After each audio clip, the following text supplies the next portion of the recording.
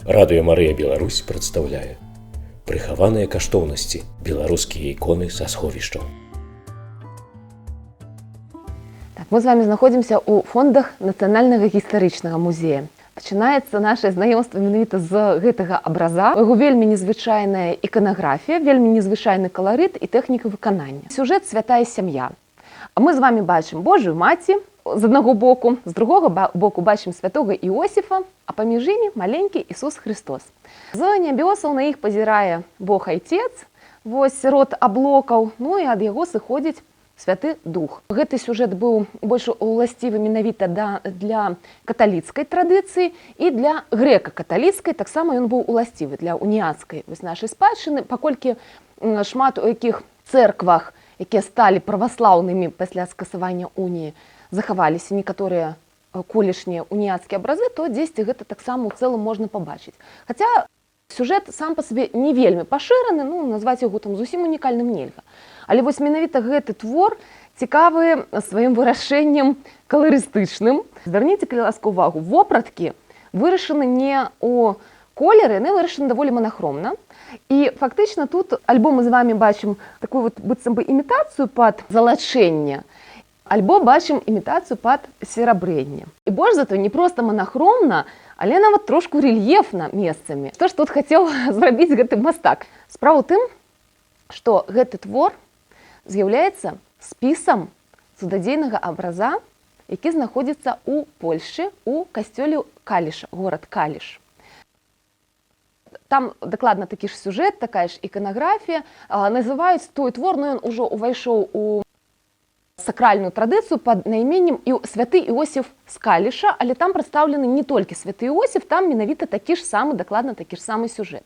Нашы продкі верылі ў тое, што калі з абраза, які праславіўся пэўнымі цудамі, ласкамі, калі з гэтага абраза выканаць копію аўтарскую, спісаць выяву, вось адсюль гэты тэрмін спіс, то яна будзе таксама, вось гэта спісаная выява, валодаць той жа цудадзейнай сілай. Гэта вось паводле ўяўленняў нашых продкаў. І таму з цудадзейных абразоў рабіліся спісы, свайго роду копіі.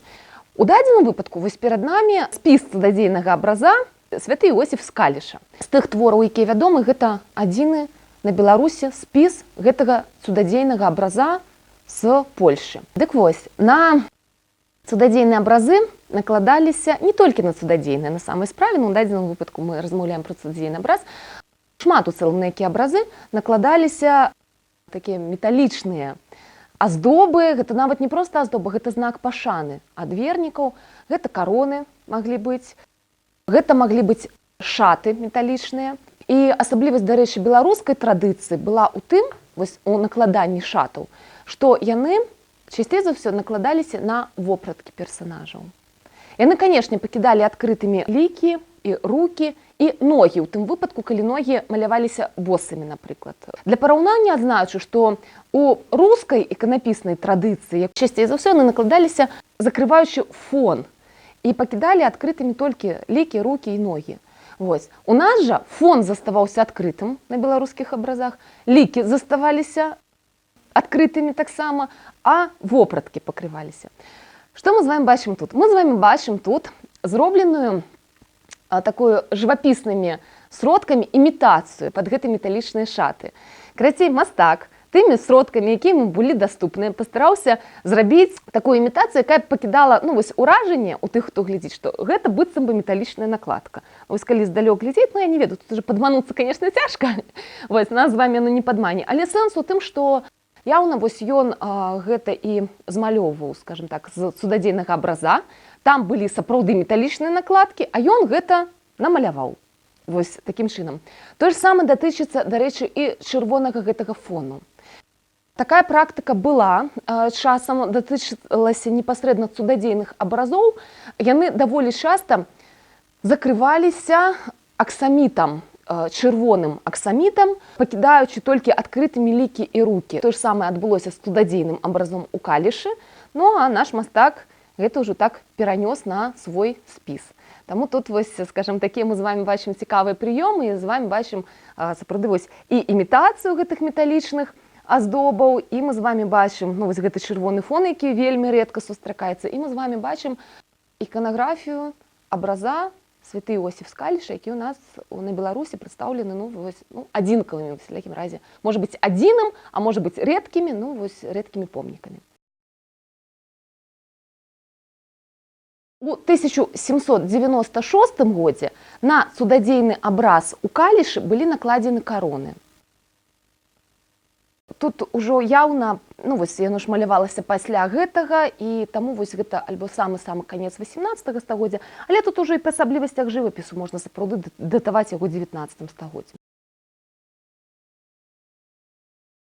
Ёсць тры такія напрамкі, якім чынам патрапляюць абразы ў музейныя зборы. Адзін з іх, які зараз рэдка ўжо ажыццяўляецца, гэта падчас экспедыцый, якія ладзіліся ў савецкі перыяд, у зачыненыя храмы, цэрквы, касцёлы, ездзілі спецыялісты і з Нацыянальнага мастацкага музея, і з музея старажытнай беларускай культуры, Акадэміі навук.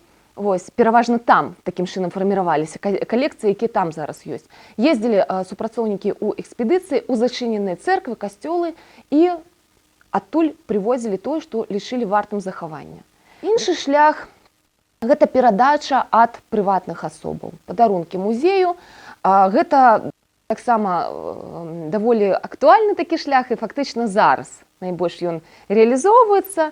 Падарункі альбо зараз уже часам музеі закупаюць штосьці ў прыватных асобаў. Трэці шлях – гэта ён мала датычыцца менавіта беларускай спадчыны, але тым не менш ён даволі інтэнсіўна садзейнічае папаўненню зараз музейных калекцый.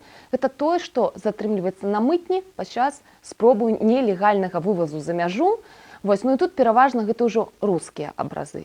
Дадзены абразок патрапіў у музейныя зборы другім шляхам, ад асобы прыватнай, ён быў перададзены, але гэта адбылося ў 1911 ці 1912 годзе, ужо больш за 100 гадоў таму. Перададзены ён быў ад вядомага калекцыянера тагачаснага, Жыркевіч, яго прозвішча, і гэта асоба, якая садзейнічала, гэта грамадскі дзеяч палітычны, і гэта асоба, якая садзейнічала папаўненню розных музеяў у той час на пачатку 20-го стагоддзя. І у цэлым чалавек меў зразумела, што добрыя веды і па тэматычным прынцыпе, скажем так, перадаваў рэчы са сваіх калекцый у розныя установы і ў бібліятэкі, ў музеі.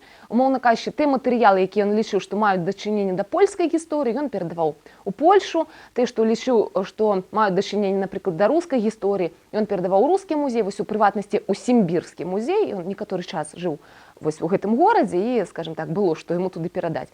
А гэты абразок ён перадаў у Мінскі царкоўна-археалагічны музей.